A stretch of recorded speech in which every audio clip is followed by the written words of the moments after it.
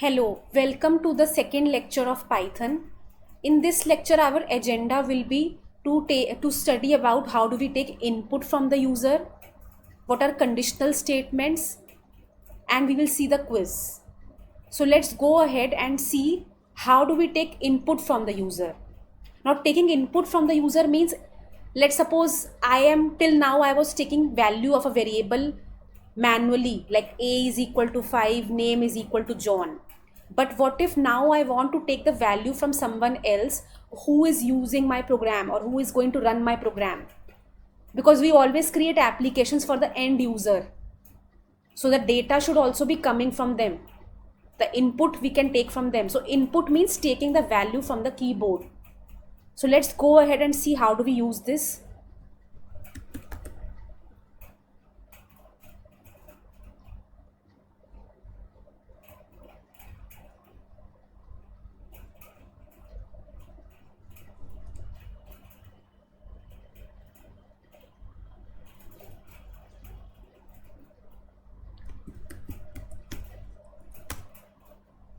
So to take the input, we use input function in Python.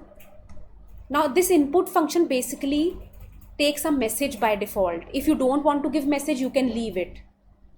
Okay, so we will give a message like enter your name, like this. Now whatever input we are getting through this function, we will store it somewhere. So we will take a variable for that in the left side, like this. Okay, so whatever input we are getting, we are storing in this variable, and then I'm going to print it.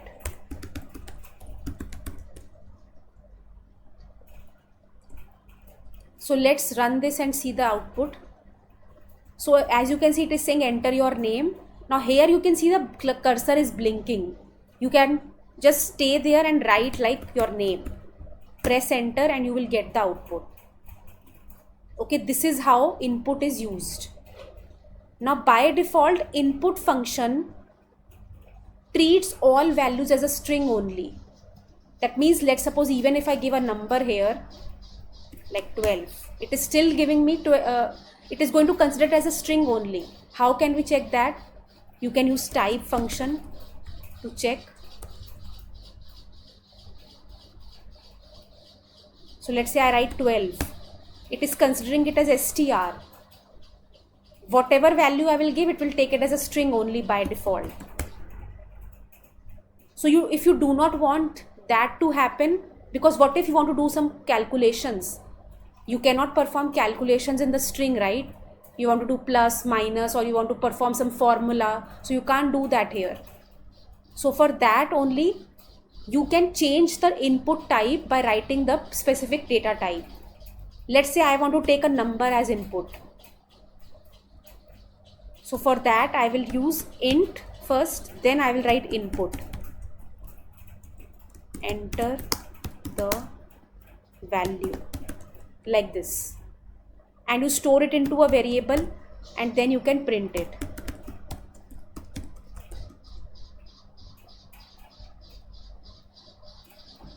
So if I enter 12, it is going to print it. So we can check the data type also for this. Just use type function here.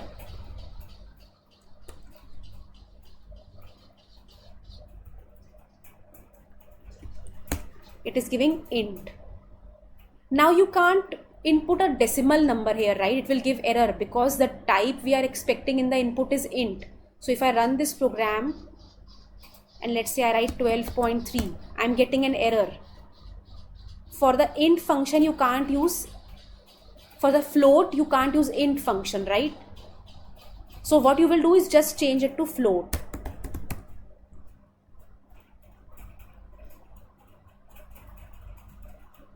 So let's suppose I give this time this, so it is able to accept it. With float, you can also give an integer input. Okay, so this is about your input function. So now let's see the next topic. The next topic which we have to see are conditional statements. So what is a conditional statement? Conditional statements in Python are used to perform different actions based on different conditions. Like conditional statements are used to execute statements based on a condition. Like suppose if you want to decide something, you have a condition, right, to decide about something. Like suppose if you are planning to go outside, but if it is raining, you will not go outside. So the condition here is whether it is raining or not. That is my condition. So till now the statements which we were running, statements means a piece of code, a line, a statement. Till now we were writing the code sequentially and they were running sequentially one by one. But conditional statements do not run sequentially. They will execute the statement based on a given condition. So just like in real life, in programming also we have to decide about certain conditions and based on that we have to execute. So these are the most commonly used conditional statements. The first one is if else. So we will start with this one. Now let's suppose I have like a single condition. Let's take an example. First of all, I will tell you the syntax of if else. We write if, then we give the condition. So if is a block. To denote a block in Python, we always use a colon, because we have to represent a block of code. If is a block, and when I press enter after giving the colon, my cursor will come in the middle because it is a block. That means the statements are to be within the if. If I move the cursor in the corner, it comes out of if. So that means if condition, if this is true, if any condition over here becomes true, then the statement inside that will execute. Otherwise, what if this condition fails? For that you can use else. Again you have to give a colon because colon is denoting the block. We will write this. So this means when the condition of if is false, it will automatically go to else and it will execute the statements. So this you see is an indentation. When the cursor is in the middle, this is indentation. You have to follow this indentation for all the blocks, whatever you will use in the future as well. So let's take an example of this.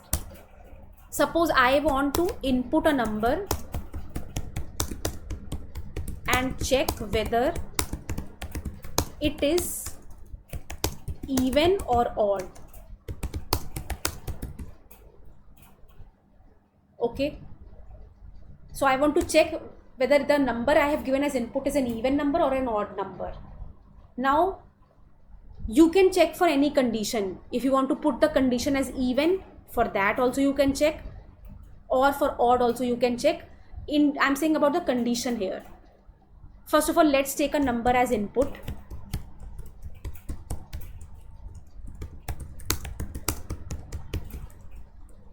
Then inside if you have to give a condition, because based on that condition only you will tell if that number is even number or odd number. So what will be the condition over here? If my number is divisible by 2, that means we can classify it as even. Otherwise we can classify it as odd. So if num modulus 2 is equal to 0. So what we are checking here is when the number on dividing with 2 gives me the remainder as 0. This is used to check the remainder. Now if this is true, because equals to is used to check the equality. So here I will either get a true or a false, because equal to is there, so it will give me true or false, right? It is a relational operator. If I get a true, that means the condition of if is true. So we will print inside the block num is even. But let's say this fails. So we have to go out of this block and put an else. And we will print here num is odd. This is the way you will check. So let's run and see the output. It is saying enter the number. So let's say I enter 10. It is saying 10 is even. Let's say I give 35, 35 is odd. So this is the way you can check. Now here I have a single condition, right? I just have one condition. The if is the condition. But what if I want to give multiple conditions? For multiple conditions, I can't keep on using if. If you just have two conditions or maybe three also, then you can use an if. Let's take another example. Suppose I want to write a program to input two numbers and check the largest number. Now in this case, I can still use if only one condition is enough.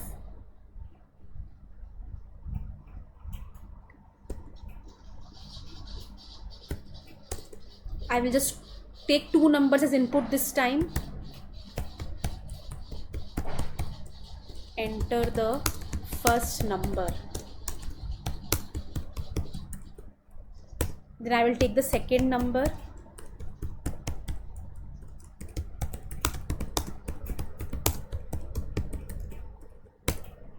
Now I will check the condition to compare A and B. Which one is the largest? So in the if, what I will write? I will either check A greater than B, or I can do B greater than A, whatever we can write. So now A greater than B, again here I will get a true or a false. So if true, if this is true, we will say that A is the largest.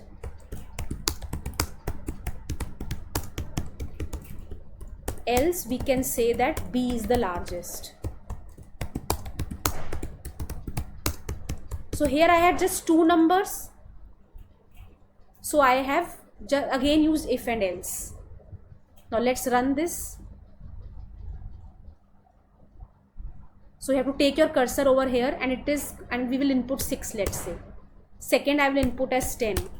So 10 is the largest number. Okay, this is how you can check for two numbers. But now let's say I have three numbers to check. In that case, only one condition is not enough. We need to have one more condition. So for that we have to use the if-elif ladder. If I say that you have to input three numbers and check the largest number, so how will you check? You need more than one condition to check that. Else is not a condition. Else will only execute if the conditions fail. So for that only we have to study about if, elif, else ladder. So if, elif, else, that means to give multiple conditions, we can use elif in Python. If, elif, else. So what is the syntax of this? You write if, then you give a condition. Now let's say this condition fails. You have more conditions to check. So you can use elif.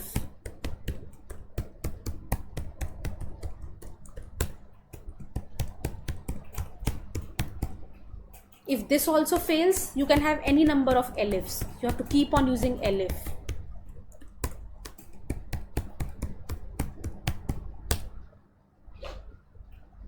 Okay, you can have 5, 10, any number of elifs. But let's say all of them fail, so we have to give an else at the last. So this is how multiple conditions can work. So let's take an example of this.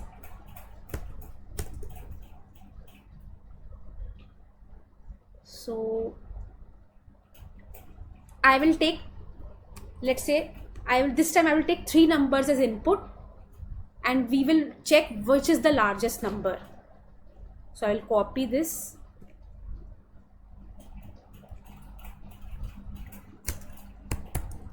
So we will take three numbers. Two numbers I already have taken before as input. We will take the third one also.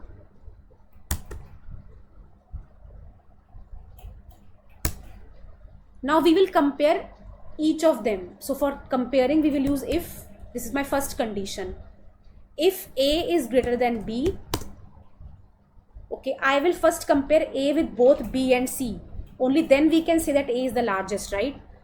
So if A is greater than B and we have studied logical and A greater than C. So in logical and what happens? Only when both the things are true, then only I will get the output as true.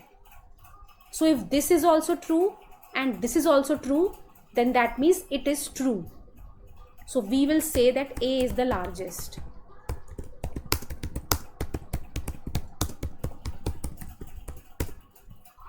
But let's say this fails.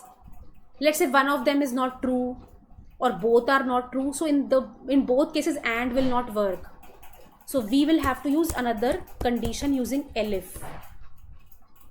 So in ELIF I will check, now I will compare with B and C. Because we have already compared A with both B and C. Now I will compare B with A and C. So ELIF B greater than A and B greater than C. Then we can say that B is the largest number. And finally, if this is also false, then you will go to else. And then you will print C is the largest number.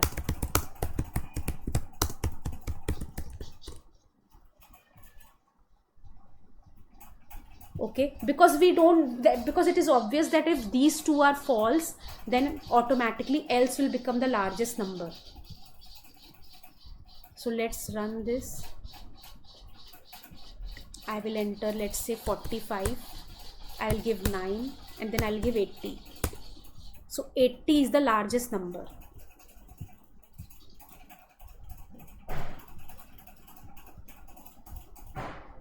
Okay. Now we will see one more example on multiple condition. Let's say I want to input the sides of a triangle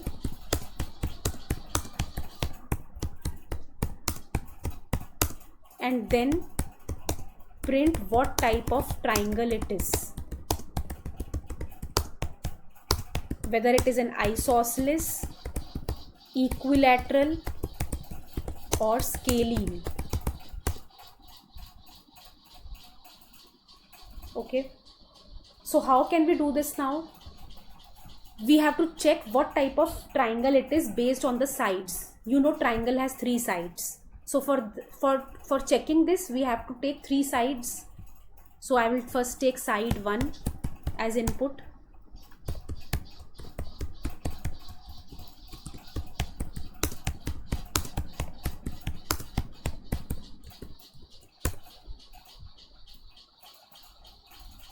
Then side 2 we will take as input.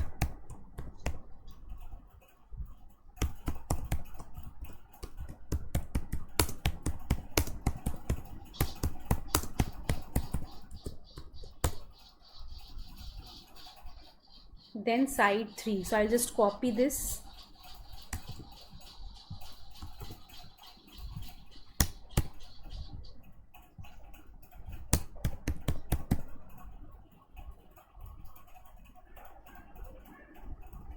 Okay. Now we will compare these sides. So if all the sides are equal, then we call it as an equilateral triangle. So we will first check for all the sides. So I will just check if side 1 is equal to side 2 is equal to side 3. That means it is a equilateral triangle.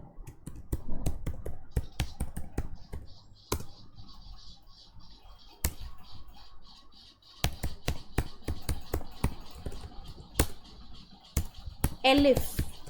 Now if these sides are not equal, if all of them are not equal, let's say, or one of them is not equal to the other two, so that means it is not an equilateral triangle. So we have to check for the rest two. So I will compare side 1. Now let's say I want to check for isosceles. in isosceles we have only two sides equal. So if side 1 is equal to side 2, or side 2 is equal to side 3, or side 1 is equal to side 3, then we can say that it is an isosceles triangle.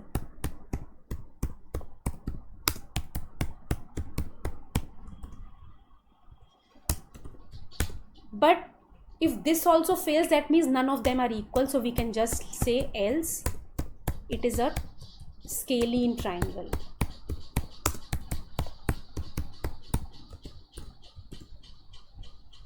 So let's see the output. I will enter the first size as 5, second as 7, third as 7. Okay, it's side 1. 5, 7, 7. It is giving isosceles because only two sides are equal. We can check for the rest also. I will give all sides equal, so it is equilateral. If I give all as different, it is scalene. So this is about checking the type of triangle using multiple conditions. Now the next type of conditional statement which we have is nested if.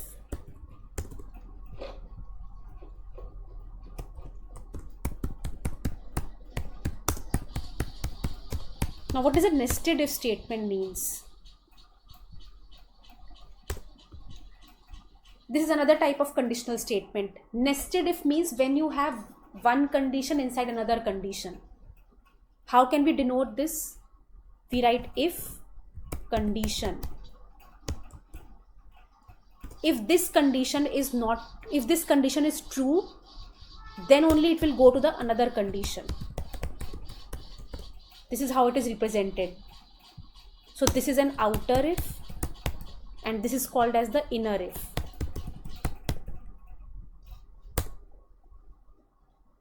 And then we will have certain statements. It means that sometimes we have to check multiple conditions one after another. It's not like always you will have conditions outer. You can have inner conditions also. This is inner condition. So let's say this condition is true, then it will check the inner condition, and then the statements will execute. So when both the conditions are true, the statements will execute. But let's say if this is true but this fails, so you have to give an else for this if also. So you will write else statements, and you will give an outer else for outer if. Now one thing is, the inner if can also have elif, no? What if your inner condition has more condition, like has more things to check? So I can give elif here. Multiple inner conditions can also exist. Even multiple outer conditions can also exist.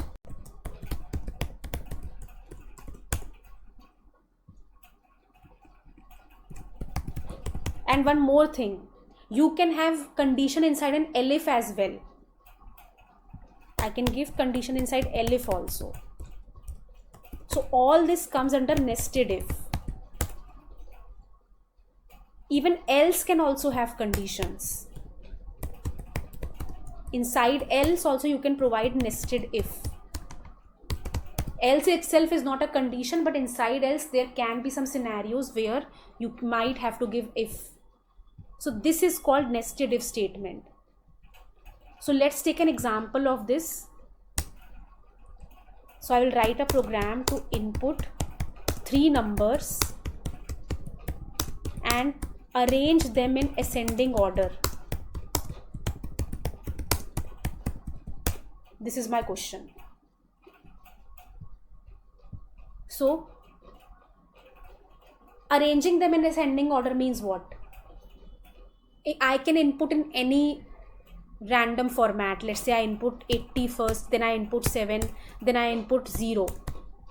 It should give me the output like this, 0, 7, 80. This is the way I want the output. So for that we have to use nested if. If we don't use nested if for this question, it will become very lengthy. So first of all, I will take the 3 numbers as input.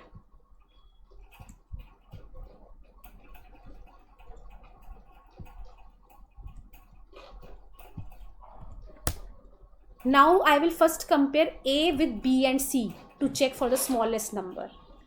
If A less than B and A is also less than C, that means A is the smallest. We have got the smallest, but I want to check for the second smallest and the largest also. So I have to go to the inner condition now. So I will compare B with C, B and C together. If B is less than C, so we will say print A, B, C. Because if A is smaller than both B and C, then we are checking if B, between B and C, which is the smallest.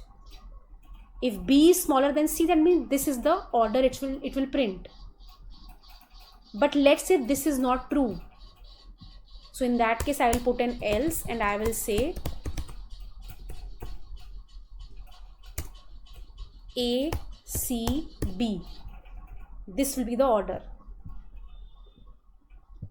Okay, so only when this condition will be true, then only it will check the inner one. This is the inner if. Now let's say the outer if itself is false, one of them fails or both fails. So that means A is not the smallest. So we will go to elif, outer elif, right? Now we will compare B. If B, let's say, is smaller than A and it is also smaller than C, then we will compare between A and C. So if A is less than C, then the order will be B, A, C. But let's say this is not true. A is not less than C. This is true, but this is not true. So that means we have to give an else here. Else print B, C, A. Now let's assume that even this is false. So there is no point of checking the inner one. So now we go to outer else. Now it is obvious that if A is not smallest, B is not smallest, then it is obvious that C is smallest. So we don't need to check for the smallest now in else. We need to check between the second smallest and the largest.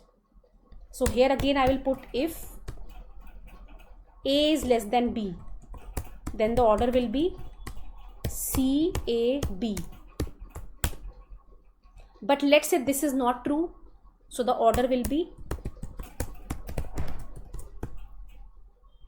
C, B, A.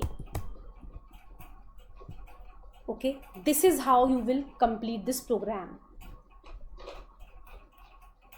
So let's run this and see. So I'll give the first number as 56, second number as 0, third as -1.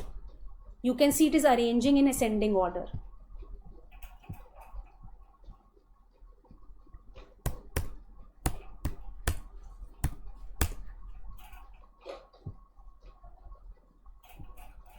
Okay, so this is your nested if statement.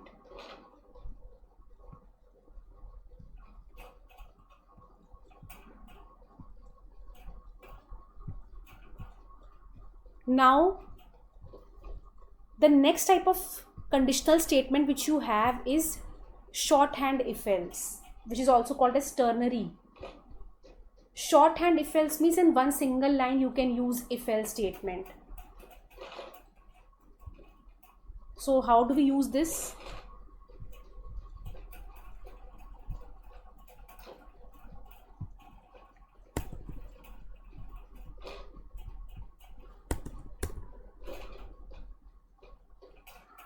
Let's suppose I have a number to check. Let's say I give 6.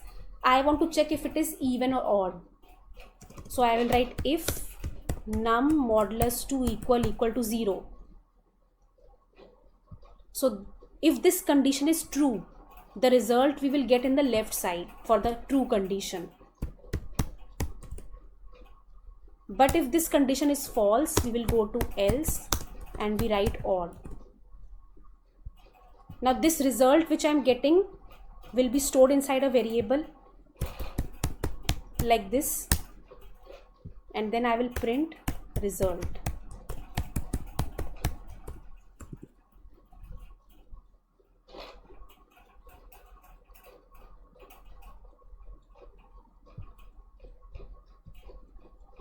You can see it is giving even.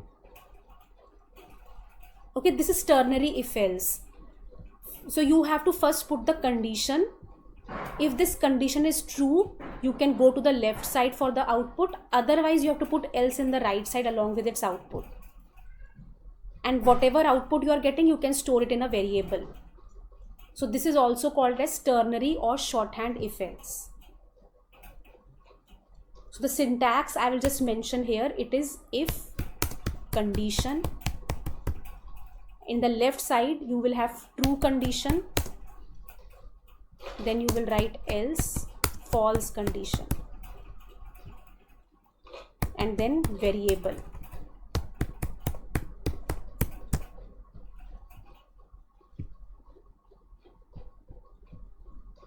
So with this we are done with all the conditional statements. Now let's see the quiz on the basic concepts which we have covered in the first lecture. So the first quiz says, which of the following is a valid way to take integer input from a user in Python?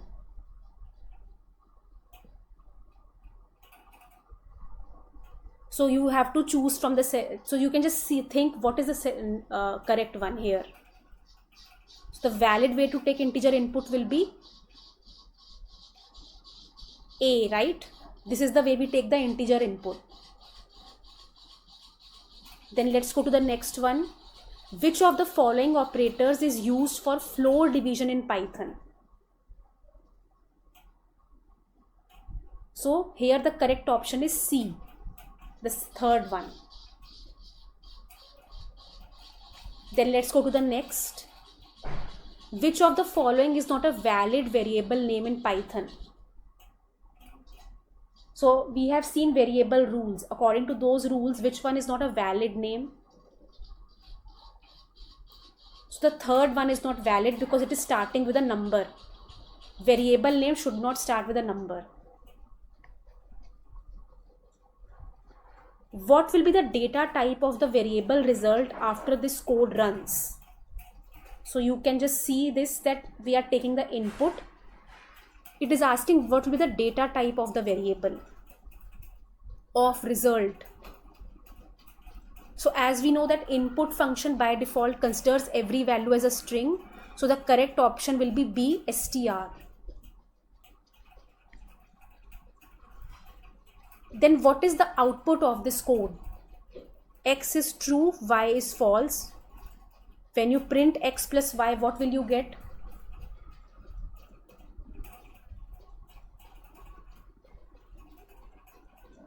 So usually true means 1, false means 0. So 1 plus 0 means 1. So you will get C. Okay. So that is all about the quiz for this lecture. We will see the next concepts along with the quiz in the next lecture.